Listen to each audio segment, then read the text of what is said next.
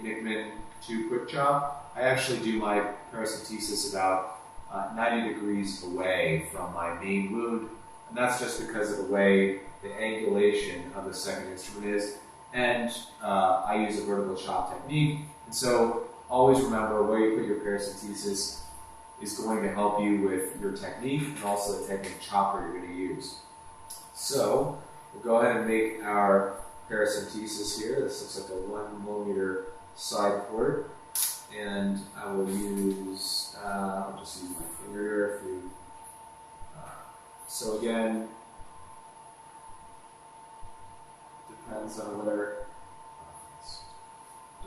where you, what type of technique you're going to use, but I'll go ahead, about 45 degrees here.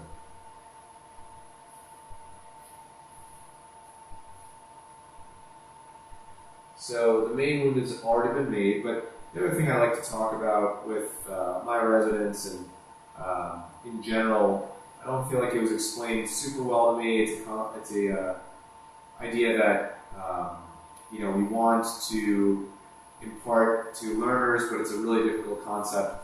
It's this triplanar, biplanar, uniplanar.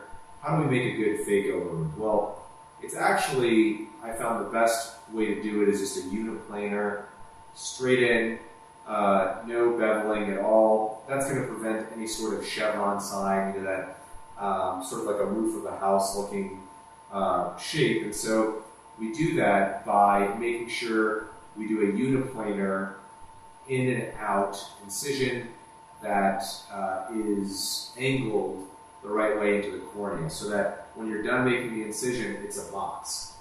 So it's not too short, it's not too long, it's not beveled, because the beveling will end up amputating part of the flap that we want to use to seal the main wound after the surgery. And so you really want to see a nice box for your phaco wound, and you do that not by beveling, by doing anything like that. You just go, you pick your angle, you go in and you come out so that the inner line on the endothelium is just completely straight across, and it's not like a roof of a house. So now that we have that made, I'm going to go ahead and put some viscoelastic in the eye.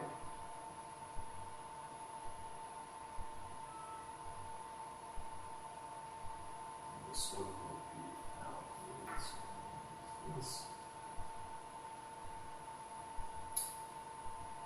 Typically for this step we'll use some dispersive viscoelastic, but Discovisc is nice because it can be used for both.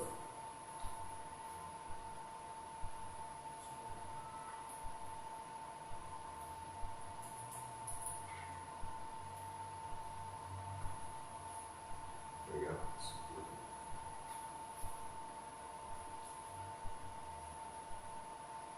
Making sure no air bubbles are going to cause you issues during the rhexis. And we're going to go ahead and use a cystotome. You can do this different ways starting your rhexis. I have the MST capsular rhexis forceps, and mine are the sharp kind. So I actually just start my rhexis with that.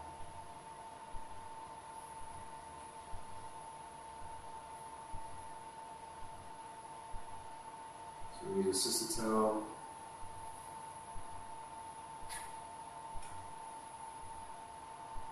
Create a tear.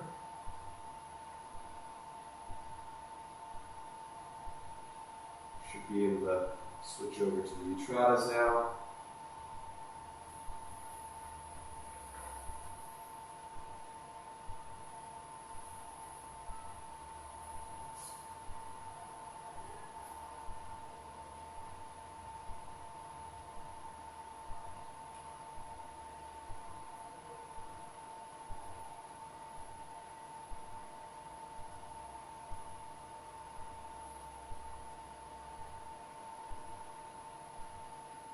Nice augmented reality overlay.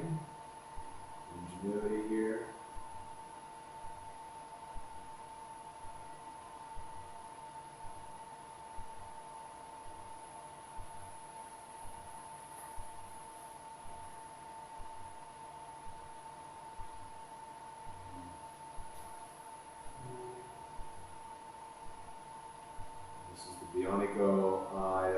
using. Make sure.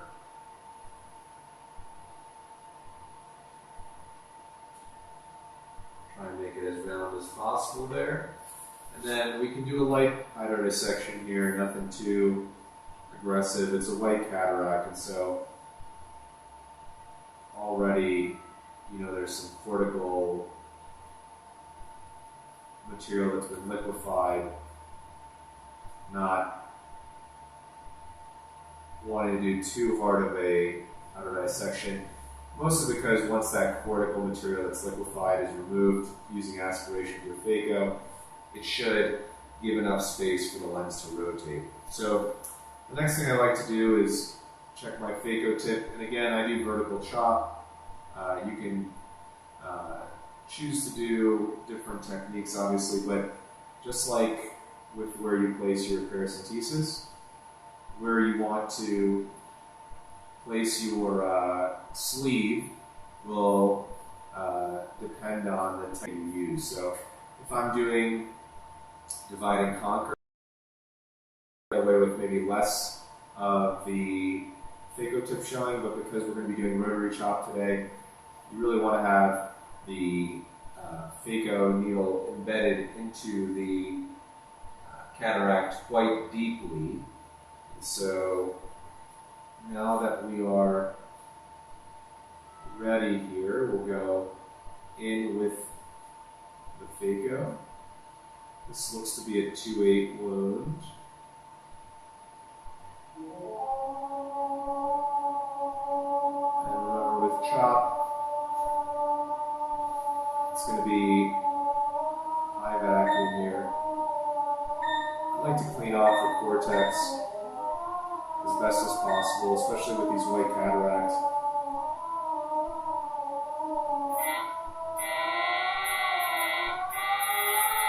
So we're cleaning it off, we're trying to mobilize, which is important, mobilizing the lens, making sure it can spin before we do anything to it.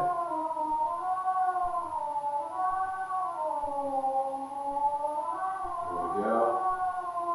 So I like to do that while I'm aspirating, and that's because it removes the cortical material, but it also allows for flow from the irrigation to get in. So, next step is, because this is a pretty dense lens and it's a white cataract, we're gonna go aim towards the posterior pole at the nerve and burrow up into the sleeve. We'll stop, come out,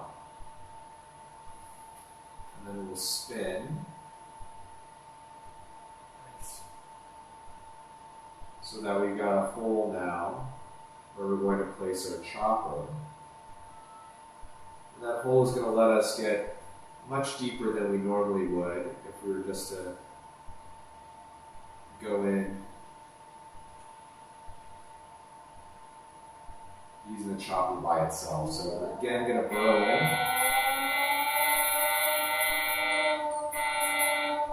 Out to the sleeve, put our chopper in the hole that we just made, bring them together,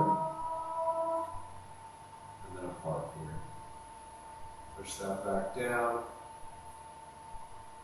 So you can see here, red reflex is behind. And we'll spin these pieces around, clean up the cortex a bit, and then we're ready to chop these next pieces.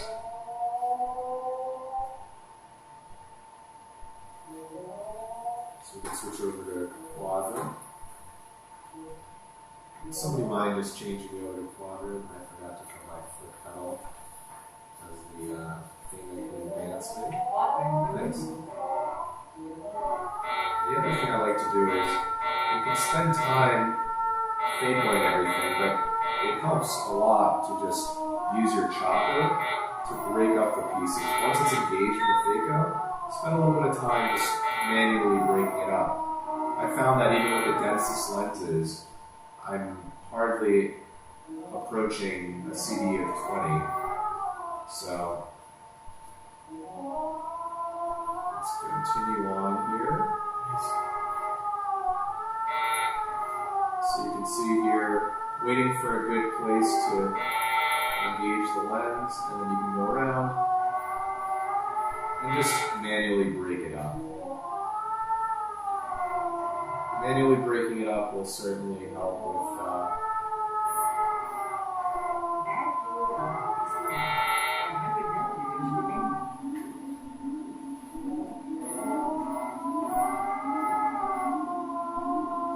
keeping your phaco energy low, breaking it up at the tip.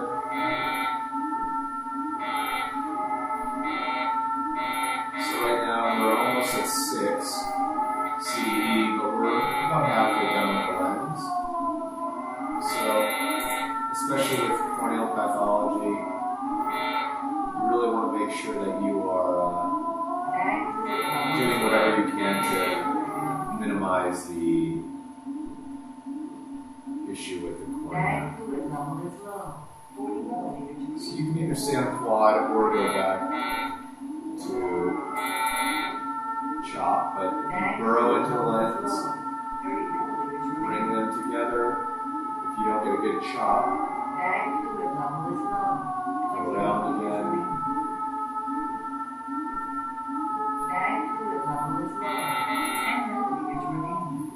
Come out here just so we can change the bag. Anytime you hear that, you can always put in some visco elastic inside of the eye as well when you're needing to change the bag so that it's not going to shallow, but since this is a mono eye, you don't need to do that, but it's always good practice to put visco elastic in.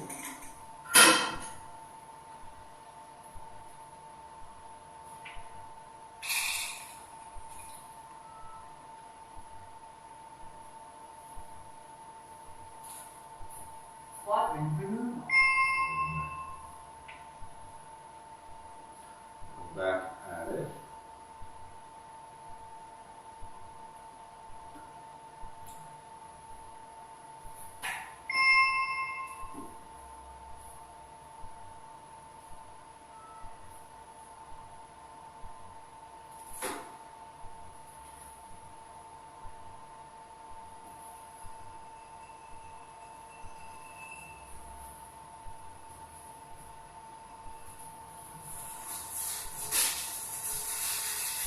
Is there a way of taking the overlay off? Yes. And then los ojitos. Y están los ojitos a la derecha, a la izquierda.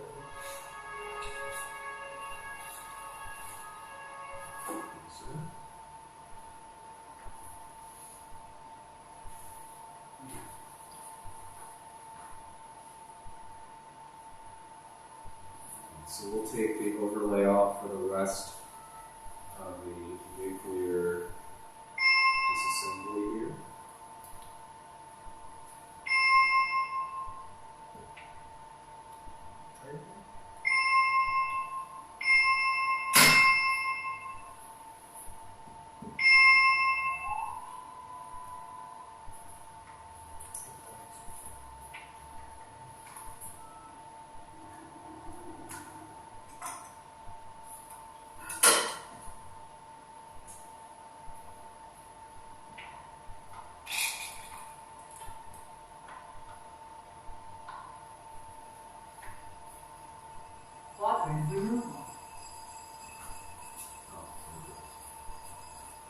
Alright, so we're taking the overlay off now for the remainder of the quadrant removal. We're going to go back into the eye here.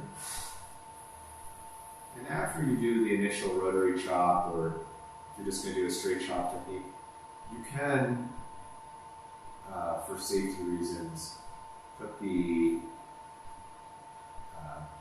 not expose as much tip,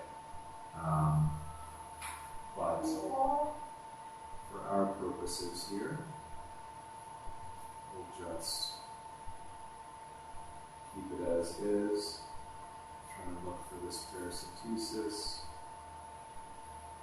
is a very fast healing eye.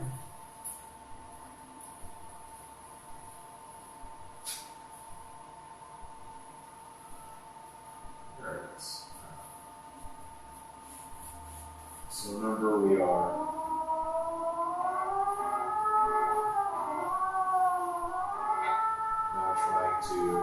this piece, so heminucleus, into smaller pieces.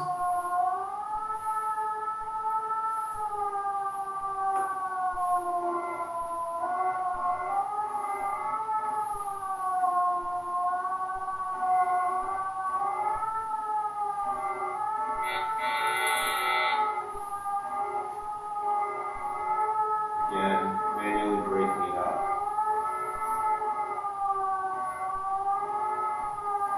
You give it a chop actually.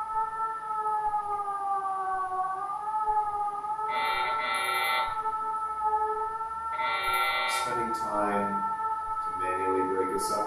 And you know, one thing I've noticed is people like to try and do these chop techniques really fast, but really you can go very slow. So the whole point is to put the chopper in the right position, and you don't have to do any of these movements fast. They can be very slow.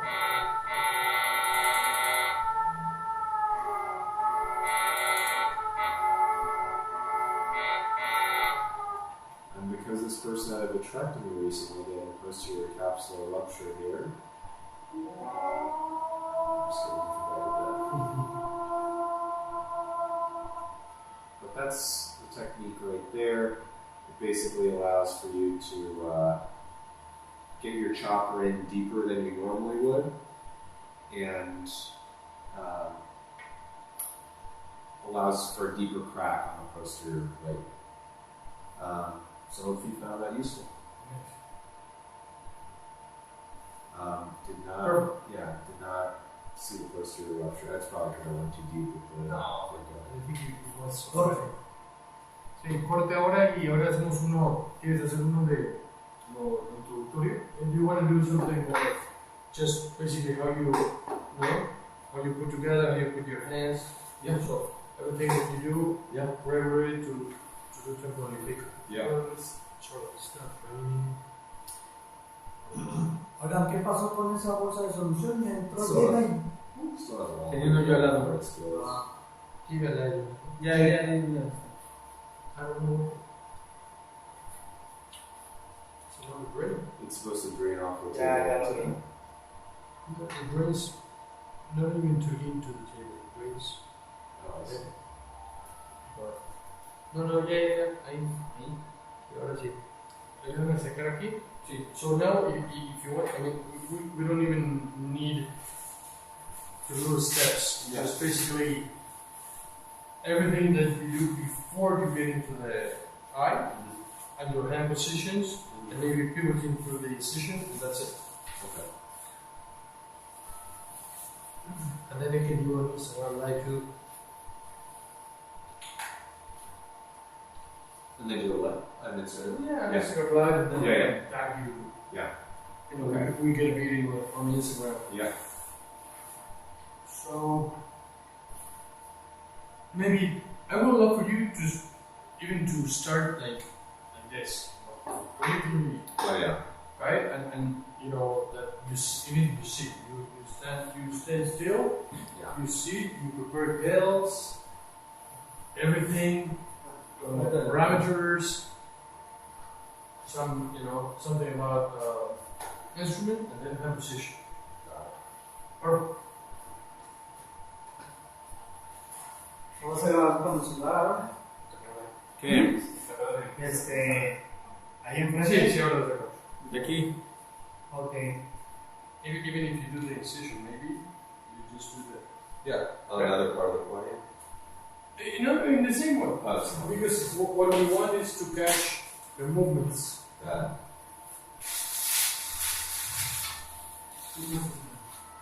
You know, even the drainage is everything is it's a problem. But we have it solved, but everything we can switch it. We need to do it all over again. Sí, está dejando. Le echamos un trago para probar. Sí. Igual ahora lo va a dar mucho Faco. So, you don't need to do phaco, Yeah. but I would really like for you to do the incision, Yeah. and then to how you put your hands in with the hand pits. Oh sure. Because that's for us that we don't do tempo, it's do the issue, right? Yeah. Let's do it more, you know. Yes. I think we can do some dialogue, and that's it. Amazing. So, that is good. Usted me dice, doctor, para ponerle aquí play. ¿Cómo? Usted me dice cuando Y ahora, él va a empezar parado, ¿sí? Ah, ok. Maybe talk to that camera. Sure. This one gives you up. And this gives you up. No, pero no, ¿por qué? Para las manos, ¿no? No, pero mueve. Porque él primero va a hablar de la ergonomía, se va a mover, se va a sentar. Después, cuando vaya las manos, empieza de aquí. Quiere empezar aquí con una. Ok, puede jugar inclusive. O sea, la idea acá es que todo lo que. Cada cámara que muestre algo de atrás se va. Entonces, si hay mucho movimiento atrás, se enfocan en lo que pasa ahí adentro. Y en esta o en la que muestre menos. ¿Va? Primera cosa. Segunda cosa, puedes jugar con verlo de ahí y me toma lateral y después de ahí jugar con eso, ¿no? Para el mismo audio. Sí. ¿El audio está bien? Sí. Ok. Ya, quiero que lo cheque.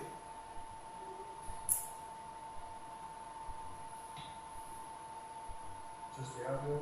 Test.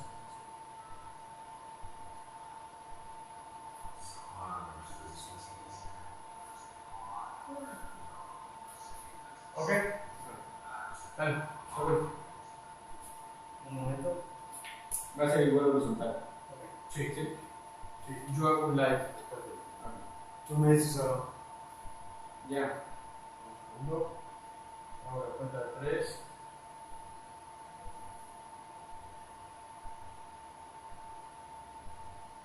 ¿Todo bien? ¿Todos listos? 1, 2, 3. Hi, Christos Ikatidis here at Oftalmo University. We're just going to talk a little bit about how to properly sit in a chair, where to put your feet on the pedals, different types of microscopes that you might be encountering, and how to get comfortable, especially when you're first learning how to do eye surgery. And so the first thing is, before you even get to the table, is just sitting in a chair, making sure the height of the chair is the right height, because as almost every surgeon knows, if you're focused on the patient, or you're focused on the microscope, you're focused on other stuff going on in the operating room, before you think about yourself in the chair, you're going to end up having a leg that falls asleep. The last thing you want is you're trying to control your pedals with a leg that's fallen asleep and you get pins and needles. So you want to have a good, comfortable seated position, and then think about, everybody's different, right? So how long their femurs are, where they want their back to be. But in general, I like to give myself a little bit more room. So I don't like to have a perfectly 90-degree angle here, because it makes it harder to tap the different pedals on my, or the different buttons on my pedals. So I actually like to have my legs, my feet a bit more forward than my knees. That gives me a little bit more range, and I can reach the different buttons on the pedals more. Next, you can always raise the bed up or put the bed down. So once you're comfortable in your chair, figure out where you want the head to be. For me, I always like our patients' feet to be a bit lower than the head. That's going to decrease any sort of retroorbital pressure. And so during surgery, especially the more complicated ones, it's always good to have the patient's feet lower than their head. And so different microscopes are set up differently. This is a Ingenuity, and so there are no oculars on this. If we pull this down into position, if you had oculars, things that you'd want to do is make sure that your posture on your back is such that you're not going to get fatigued over the course of the day. You're not going to have that forward head position. And so a couple of ways to do that, again, with the chair in the right position, the table in the right position, now the microscope. You can even, if you're worried about leaning forward too much, rotate this so that the oculars come towards you, depending on the type of microscope it is. So in my OR, I actually like to have this a bit offset. That also helps me with glare. If it was directly shining down, the glare I feel like is worse, especially with the nice red reflex. And so for me, I have this a bit offset here. So now that we have our positioning here, you always want to test it out. Make sure that your pedals are okay. This is all stuff that early on trainees can do outside of the operating room. Learn it, become a pro at it. You'll have much less stress than if you're trying to do all this when a patient's in the room. Because when a patient's in the room, there should be nothing new that's being done that you can't do when they're not in the room. So anything that can be done with a patient outside the room, you should master that so that you're confident that when you go in, everything is about the patient. It's not about the microscope. It's not about you sitting in the chair. Everything's about the patient. But you get there by practicing ahead of time to master all the ergonomics of it. So, as an American surgeon, we trained temporally for phaco. I am comfortable doing it superior too, but I think temporally is nice to avoid the brow. For us, that means having to know where the hand position is properly. We talked a little bit about where you're going to put your paracentesis depending on the second instrument you use.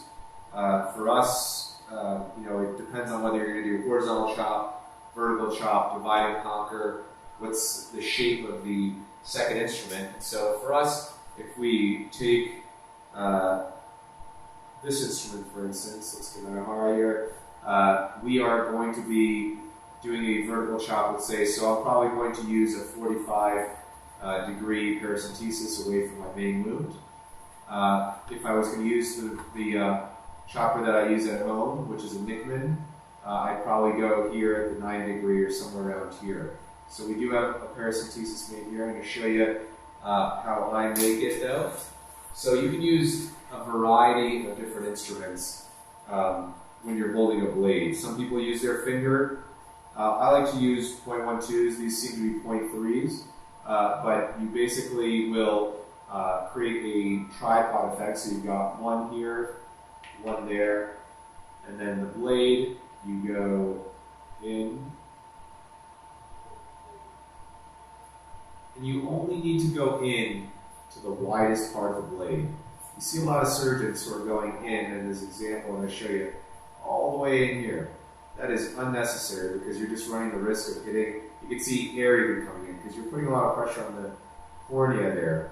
So you only have to go to the widest part of the blade, which is right here.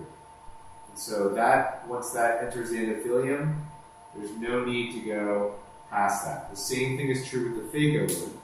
So let's put some viscoelastic in. I'm going to show you how to prepare the phaco wound here.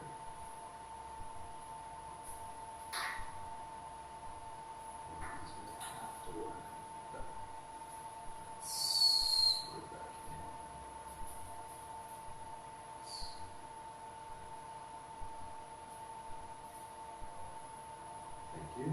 So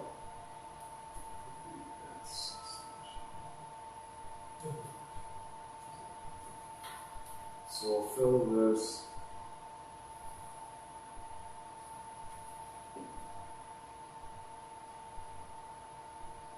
Avoiding air bubbles.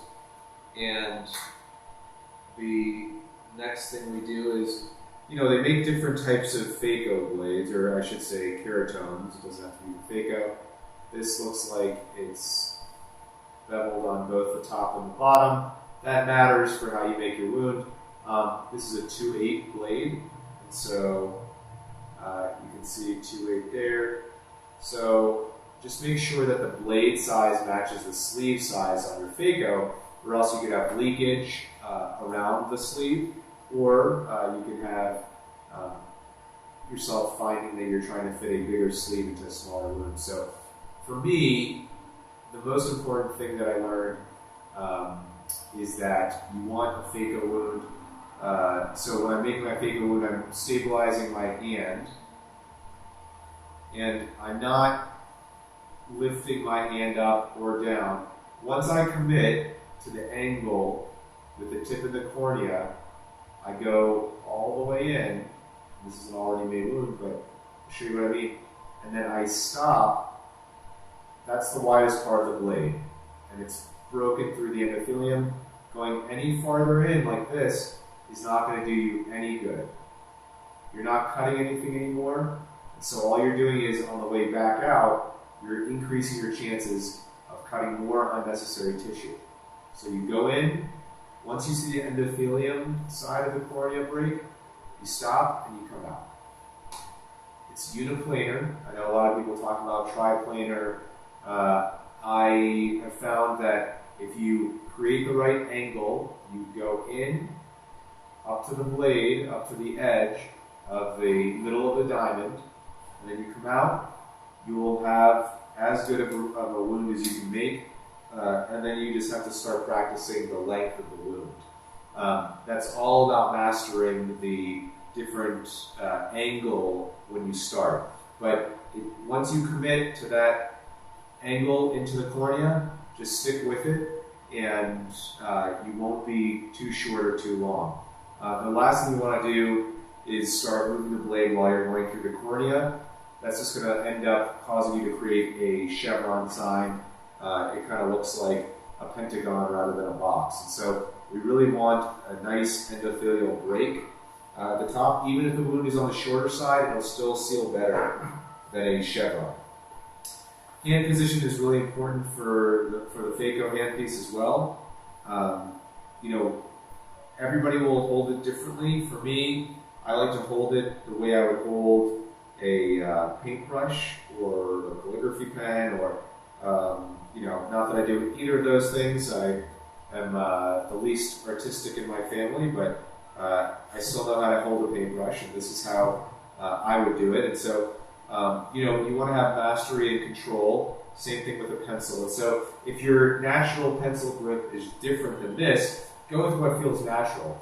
But understand that you want to have maximum dexterity, flexibility, and so moving this around outside the eye is critical to know what's most comfortable for you. Some people like to put 2 fingers on it. Whatever it is, I like to stabilize from the bottom, put my hand on the cheek, and then make sure that there's stability. If I'm using a 1 or a 2-handed approach here, I'll put my left hand index finger on there too, if I'm doing, let's say, divide and conquer or something. But typically, it's a bimanual with the chopper in the second hand. So for that reason, I like to create a lot of stability on the bottom of the phaco handpiece, because gravity is resting it down, putting more fingers on the bottom, allowing for it to, instead of putting more fingers on top, putting it on the bottom and allowing for more stability that way. So try it out, see what feels most comfortable for you.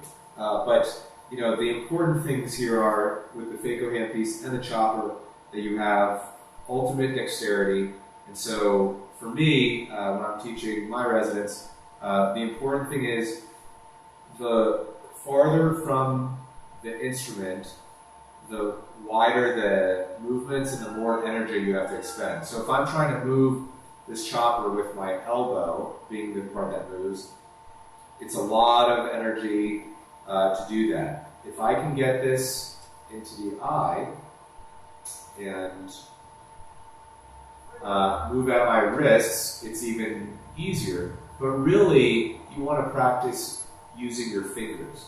So my wrist is not moving, and only my fingers are rotating the chopper.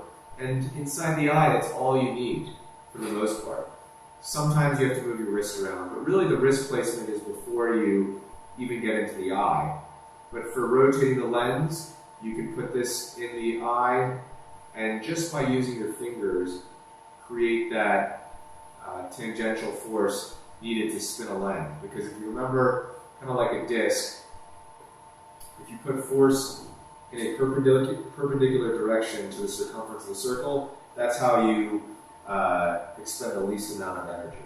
And in the periphery, just like a horse that might be walking around a mill, the farther the piece of wood that the horse is pushing, the less energy that they need to expend on that task. And so instead of spinning the lens in the middle of the eye, here, and with your wrist or arm, you have maximum control if you go out in the periphery and simply spin your fingers. So that's just physics 101 there, but it's really important to focus on using your fingers and not your wrist or your elbow unless you absolutely have to. And with that, let me know if you have any questions.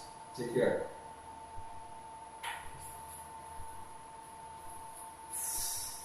I really like about that stuff about the physics, huh? I never. Oh yeah. About rooms. Yeah. That's very cool. Man. Yeah. Because you think about it, you know, like a compass. Some people would not imagine how cool is the video. Yeah. Oh, it was so cool. And then Let's see. you know, I'm just walking around, Yeah. seeing your hands and seeing you. It was amazing. So let's try to edit it. So, man, it was awesome. Awesome. Awesome. Good. Thank you so much. Of course, man. Then we're gonna have also the 3D, the 360. That image you cannot read quality, all your parameters. Yeah. And it was very cool. It looks awesome.